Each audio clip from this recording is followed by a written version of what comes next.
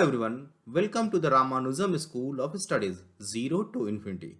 In this series, we are doing quadratic equation. This is basically the class 11th and basically higher school mathematics. Today, we will learn about the nature and graphs of a quadratic equation. In the previous class, we have learned already the definition of quadratic equation and its meaning. Today, we will learn about the graphical representation of quadratic equation and graphical meaning of nature of root, and more and while we interpret and visualize the meaning of quadratic equation on the graph. So any equation, as we learned in the previous class, in the form of ax square plus ax square plus bx plus c, this is equal to 0, where a does not equal to 0. If a is equal to 0, then quadratic equation vanishes and we have our linear equation bx plus c. So the necessary condition that a cannot be equal to 0 is a quadratic equation, and since it is a quadratic equation, we have two roots. The nature of roots depends on the value of discriminant, as we have described earlier. Discriminant, okay, d is equal to b square minus 4ac. Now see here, we have to visualize quadratic equation on the graph. So here we draw a graph. Now the value of a cannot be equal to 0, so either it is greater than 0 or it is less than 0.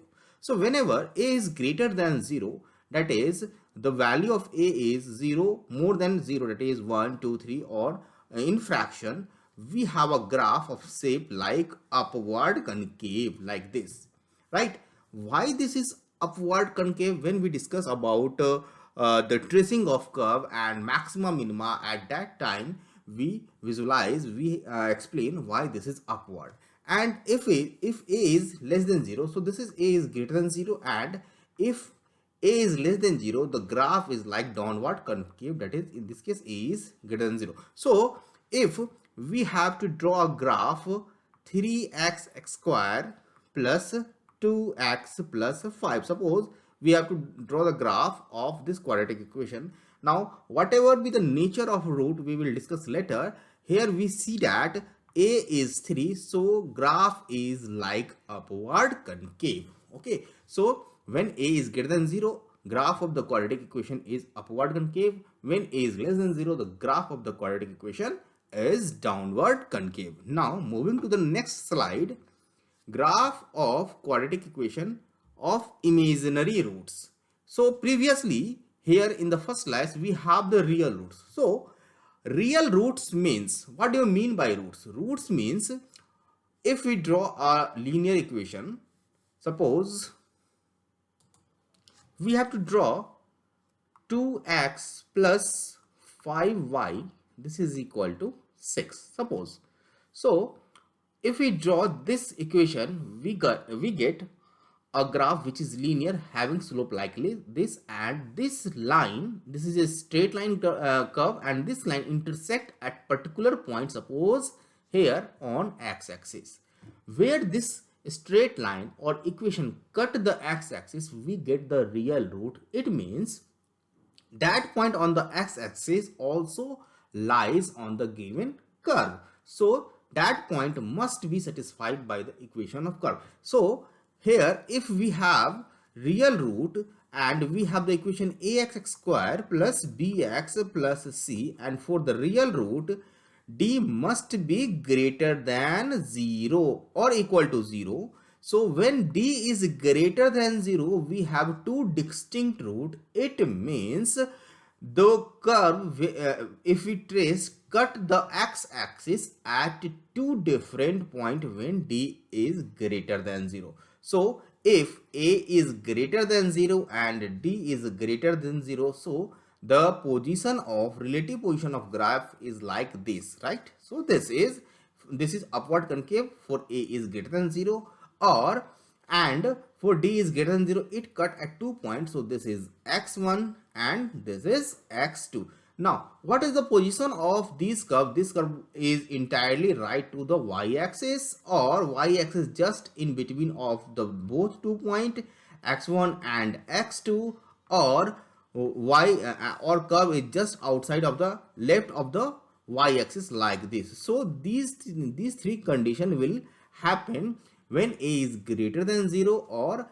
and d is greater than 0, right? So in this case we have two real points on x-axis which is also lies on the given curve. So here we say that roots are real. Roots are real and distinct, means different.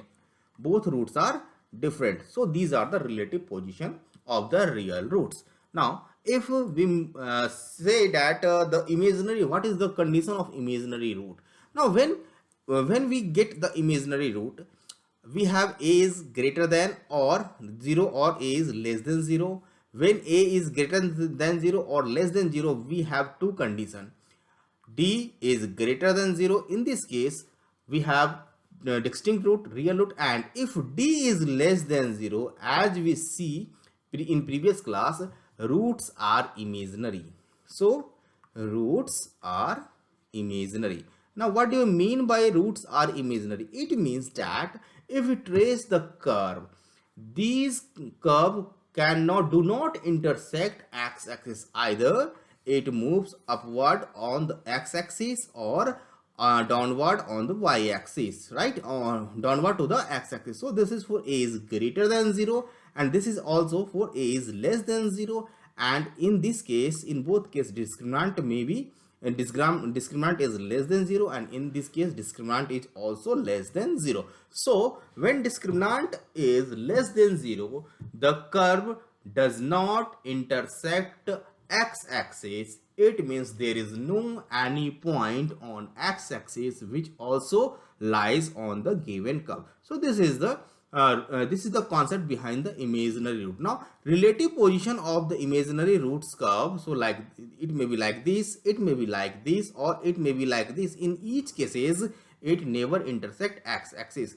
However, it intersect y-axis. When this is when a is greater than 0, when a is less than 0, we have like this concave downward. We will learn more about the relative position of curve in the next class. Here we just find out either root are imaginary on the curve on the x-axis or y-axis, and either it is real or imaginary depending upon the relative position of the curve and x-axis. Now what do you mean by equal roots? Equal roots means we have x is equal to minus b plus minus under root d divided by 2 a. Now equal roots happen when d is equal to 0.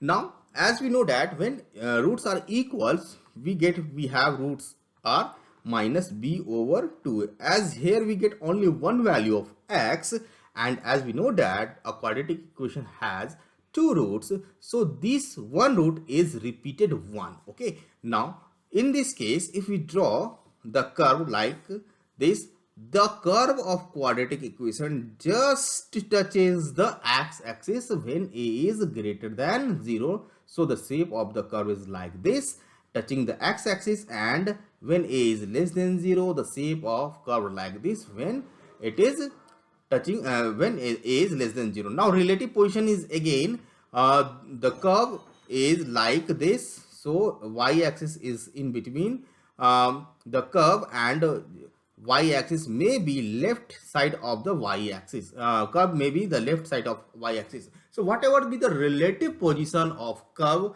according to x-axis and y-axis, we will learn in later class. Here when d is equal to 0, it means we have only one root, and that root is repeating root as we have two quadratic equations. So this is repeated root. So x1 is equal to minus b over 2a, and we also say that x2 is also minus b over 2a, but graphically it just touches only at one point of the x-axis. Okay, now we have next slide, graph of a quadratic equation different or distinct root. So different and distinct root means we have two roots as we have discussed earlier. It means that the quadratic curve must crosses the x-axis at two different points. So this is x1, this is x2. In this case, we get if a is greater than 0, we get the minimum value of the function, that is minimum value of a quadratic equation here, expression, okay, and this is x1 and this is x2. Now if a is less than 0, the graph is like downward curve, and in this case we have find the maximum value at this point, and the point corresponding to maximum value of x we will later discuss at which point we get the maximum value, that is for which value of x we get the maximum value of the given expression, quadratic expression, or at for which point of x we get the minimum value of a quadratic expression when a is greater than 0 and when a is less than 0 respectively. So when we have two distinct roots, the condition is discriminant is greater than 0. In this case we get two distinct root and real root. It means we have 2 points on the x-axis which also lies on the given curve. Now moving to the second next slide, graph of quadratic equation, and here we have to do we have to learn about the opposite root. Now what do you mean by opposite root? Opposite roots means one root is positive and one root is negative, as we have two roots of a quadratic equation. If d is greater than 0, then only in this case we get two distinct root, and two distinct root either on the right hand side of the y-axis or right hand side of the y-axis, this like this, okay, and either it is left hand side of the y-axis, since this is a distinct root, so it cut at the 2 point, or it y-axis lies in between the roots. Now in this case, when y-axis lies in between the roots, one root is positive and another root is negative, okay, so this is negative. In this case we have opposite root. So what are the condition, or what is the condition that the given roots are opposite? In this case, if we multiplying both roots, we get the negative value. We will discuss it later. So when roots are opposite, it means y-axis is in between the given the real distinct root. It means y-axis is in between the point x1 and x2. Okay. Now moving to the next slide, graph of a quadratic equation. In which here we have to discuss about the root having same sign. Now root having same sign, as we discussed earlier, if both root have same sign, so either both roots are in the right hand side of the y-axis. So in this case x1 and x2 both are positive, or they are either left hand side, both are the left hand side, that is left side of the origin. So in this case both roots are negative. So this is negative, x1 is also negative and x2 is also negative. So these are the relative position of roots according to y-axis and the nature of the roots. Okay. Now we have here we have learned the relative position of roots and nature of roots as per the relation of x-axis and y-axis. So in nutshell, if we see that a curve touch a x-axis, one real root; if does not touch, no real root; if it cut, two real root; if again if it cut two real root and y-axis is in between root, we have two opposite root, opposite sign root. If both roots are same sign, then it means both the curve cut the x-axis on the right of the origin, or x-axis left of the origin. These are the nutshell, and these concepts are very useful in order to solve some questions which is directly asked in competitive examination. We will explore this concept using the best question in next classes. Okay, so for this for today we end the class. If you really feel this lecture is up to you and this lecture is very useful to you, then please subscribe my channel. Thanks for watching. Have a good day.